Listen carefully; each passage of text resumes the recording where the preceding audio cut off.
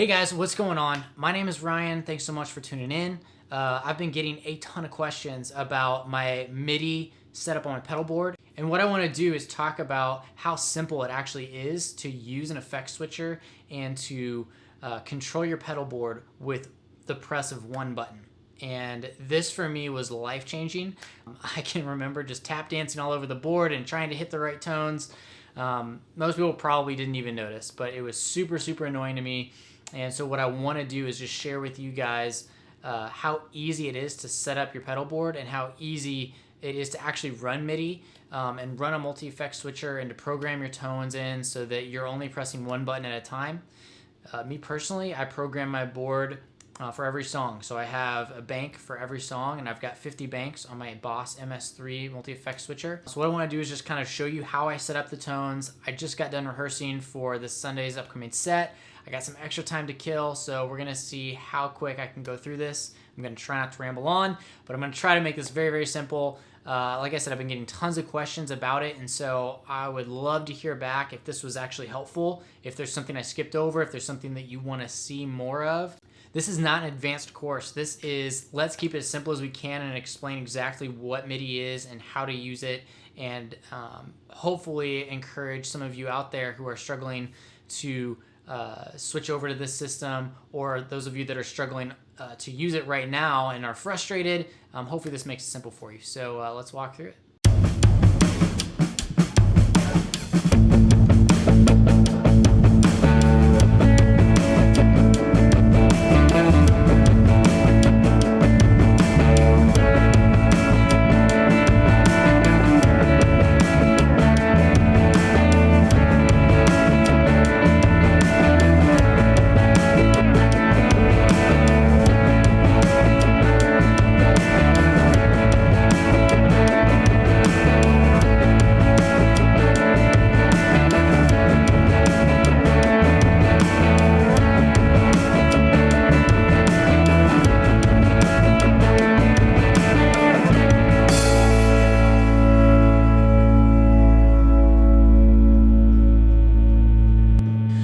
Okay, so let's first just talk about wiring. Signal flow, how this is all set up. So typical pedal board, you want to run, you run effect into effect, right? So usually what you'll do, you'll start off with a compressor, you'll start off with your tuner, your volume pedal, then you move on to your gain stages. So these are my gain stages, and then your wet effects, modulations, whatever, and then back out. What this unit does is it gives you shorter runs of cable. And so I don't know if you guys know this or not. Again, like I said, it's very basic, but all of these cables, if you daisy chain all these together, in one pedal, out the other, in another pedal, out the other, and then back out the board to your amp, you've got a lot of cable running through here. And what that does is that actually hurts your tone and kind of take away that pure tone that your guitar is putting out. And so if you're having trouble getting a good tone out of your guitar through your pedal board, you're like, it sounds great in the amp, but when I plug it into my board, it just sounds thin. I'm getting a loss of signal. That's essentially what's happening. You're losing signal throughout that cable run. XLR cables are meant to carry signal through long runs. And so that's why, the SGI boxes are so great.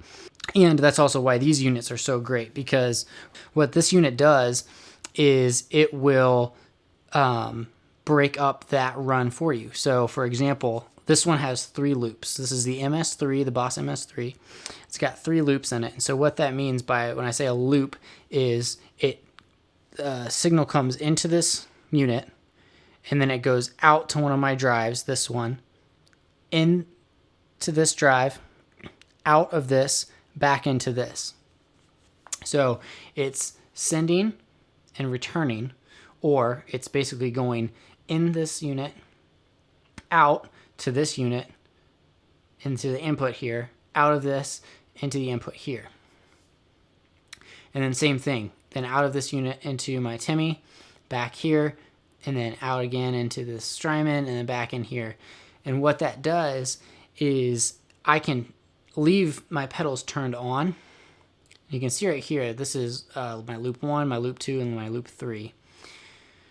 So right there, it switched off my loop 3. See how there's only 2 lights there? I got 3 lights.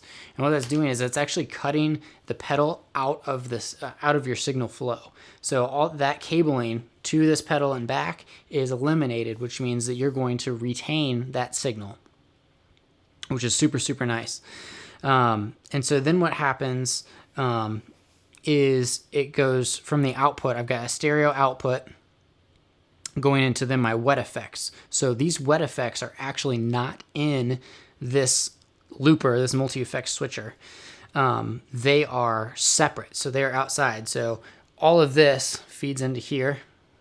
Then these 3 pedals are internal in here, and then it goes out to my wet effects. So I believe it goes to my modulation, my delay, and then my reverb. And the reason that I did that was because, one, I don't have a ton of space here for a bigger looper. I mean, this is the only real estate that I have to work with, and so it was really important to me to save space, have a smaller pedal board, and I can still control these 3. And people are like, well, I don't understand how you can control these 3 pedals if they're not inside of this looper. Well, this is where Midi comes into play. And so Midi is basically just a program. It's you program channels to send this to activate different presets that you've already put into the units. So a lot of people know that you can bank up and down by tapping these 2 together. And you've got 2 settings, and you can bank back down. You'll notice when I hit this button right here, it's actually going to change the setting. And so what you might be saying is, okay, that's really cool, but how did you do that? And so I don't want to get too in-depth into that because you're really starting to get too far, but let me show you how it's actually possible instead of walking you through exactly how to do it, and maybe I'll talk about that in another video if that's something that you guys are interested in. So what's happening is in this unit, I have set up these things as my PC channel 1, PC channel 2, and PC channel 3. And so what that means is I have a MIDI cable, this one right here, goes out of my unit into this unit. You can see it back here. Out of this, and then, so out of here into here, out of here, over to here, out of here into here. And this is a daisy-chained MIDI signal. And what that's doing is this unit allows up to 4 MIDI devices. And I have 3 here, so I could add 1 if I wanted to. And what I can do is I can basically program these and control these. So whether it's, I'm pressing this, you can see that changes. And right there you can see the tempo actually changes too. So you can set tempo on here, and then that will change on each of these units because I've set them to follow the clock of this unit. Again, this is all in these settings, but I want to make it really, really simple so you understand how one simple button. So not only am I controlling my drives, but I'm also controlling each of these units just with pressing one button. It's that easy. And then just like this, you can bank up and down by clicking these. You can also bank up and down by hitting these. So I've got 50 banks of songs that I could put in here with 4 different channels, and usually that's about all I need. The other super cool thing that a lot of people don't know is with this MS3 unit, you have some additional features. So like, for example, if I hit this one button again, it's already activated. If I hit it again, I've now activated another drive. So not only do I have access to, I can't do a program change by hitting this, but there are effects in this unit that I can activate, and I can activate or deactivate any of my drives by pressing this unit again. That is super, super helpful because now I've got 8 basically different switches that I could choose from as I'm setting up tones. Again, this was just a really, really big overview of how I'm able to control this using MIDI, using an effects switcher, and I would love to know what questions you guys have. So thanks so much for watching, guys. That's it. I hope that was helpful. I hope that was enlightening, or at least was kind of mind-blowing for you. And if not, that's great too. I know it was probably hitting home with someone. So what I would love to see happen, I would love it if you would leave me a comment below so I could know exactly what you're thinking. Is that the kind of stuff that you want to hear? Do you want more of that? You want less of that? I know I've gotten a ton of questions about it, and so I'm trying to just answer those as best as I can. If you have any questions and you're really struggling with something, go ahead and DM me. I'm not by any means like the expert on this. I'm just a normal guy out there doing this, and this is my setup and what I've come to do. So if there's anything I can help you with, I'd love to do that. Otherwise, go ahead and hit subscribe. I'd love to get some more subscribers just so I can help with playthroughs. I do lots of playthroughs of songs. I do those specifically for my church. But if it helps you, great.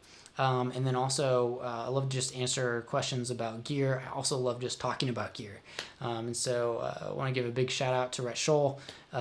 He's one of the guys that, if you're really looking for a guy who's at the top of his game, just doing it right, doing it well, and also super entertaining to watch him, go follow his channel. So other than that, thanks so much for watching. I will talk to you guys next time in my next video, and I will try not to make it as long as next time. So have a good one. See you guys.